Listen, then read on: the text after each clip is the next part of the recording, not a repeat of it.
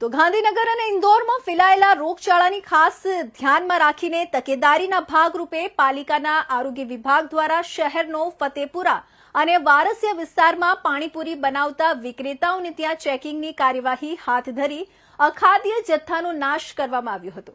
વડોદરા શહેરના નાગરિકોના આરોગ્યની સુરક્ષા જાળવવા અને પાણીજન્ય રોગચાળો ન ફેલાય તેની તકેદારીના ભાગરૂપે વડોદરા મહાનગરપાલિકાની આરોગ્ય શાખાની ટીમ દ્વારા વારસિયા અને ફતેપુરા વિસ્તારમાં સઘન ચેકિંગ હાથ ધરવામાં આવ્યું હતું। આ ચેકિંગ ખાસ કરીને પાણીપુરી બનાવતા અને વેચાણ કરતા વિક્રેતાઓને ત્યાં કરવામાં આવ્યું હતું। ચેકિંગ દરમિયાન અનેક સ્થળોથી ગંભીર અનિયમિતતાઓ ધ્યાને આવી હતી। આરોગ્ય અધિકારીએ જોયું કે કેટલાક વિક્રેતાઓ સડેલા અને બગડેલા બટાકા બાફીને ગ્રાહકોને પીરસી રહ્યા હતા, જે લોકોના આરોગ્ય માટે અત્યંત જોખમી છે અને સીધા આરોગ્ય સાથે આરોગ્ય શાખાની ટીમે તાત્કાલિક ચેડા સમાન છે તે કાર્યવાહી કરીને સ્થળ પરથી મળી આવેલા તમામ સડેલા વાસી અને બગડેલા બટાટાનો જથ્થાનો નાશ કર્યો હતો। આ વિક્રેતાઓને તંદુરસ્ત અને સ્વચ્છ આહાર વેચવા માટે કડક સૂચનાઓ આપવામાં આવી હતી અને ચેતવણી આપવામાં આવી હતી કે જો ભવિષ્યમાં ફરીથી આવી ગંભીર બેદરકારી જણાશે તો તેમની સામે નિયમ અનુસાર કાયદેસરની કાર્યવાહી કરવામાં આવશે।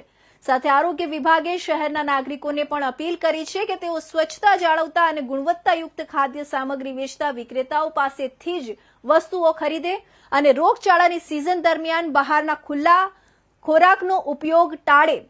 આરોગ્ય શાખા દ્વારા આગામી દિવસોમાં પણ શહેરના અન્ય વિસ્તારોમાં આ પ્રકારનું ચેકિંગ ચાલુ રાખવામાં આવશે। જે પાણીજન્ય રોગો વડોદરા શહેરમાં ફેલાય નહીં તેના માટે કાર્યવાહી જે ચેકિંગની કાર્યવાહી છે એ પાણીપુરી બનાવે છે, પાણીપુરીની પૂરીઓ બનાવે છે એ વિસ્તારોમાં હાથ ધરવામાં આવી રહી છે। જુદી જુદી ટીમો દ્વારા કામગીરી કરવામાં આવી રહી છે। અમારી ટીમ અત્યારે વારસિયા વિસ્તારમાં છે, નરસિંહ ટેકરી વિસ્તારમાં ચેકિંગની કામગીરી કરી અને અત્યારે તિવારીની ચાલ વિસ્તારમાં ચેકિંગની કામગીરી કરવામાં આવી રહી છે। મેડમ કંઈક મળ્યું છે અખાદ્ય પર કેવું કંઈક? અમુક બટાકા સડેલા જોવા મળેલા હતા, એનો નાશ કરવામાં આવી રહ્યો છે। ચણા સારા જણાઈ આવે છે।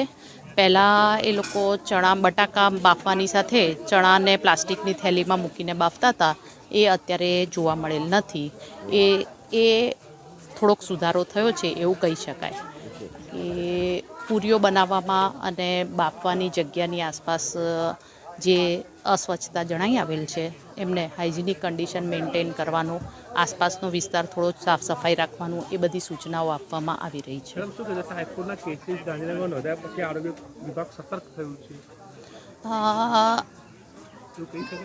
ઘણીવાર પાણીજન્ય રોગો માટે આ કામગીરી વર્ષમાં 2 કે 3 વાર કરવામાં આવતી જ હોય છે અને અત્યારે જે ઇન્દોર, ગાંધીનગર એમાં જે રોગચાળો ફેલાયો છે તો એ અત્યારે વડોદરા શહેરમાં એવું કંઈક ના થાય એના માટે કામગીરી ચાલુ કરવામાં આવી છે।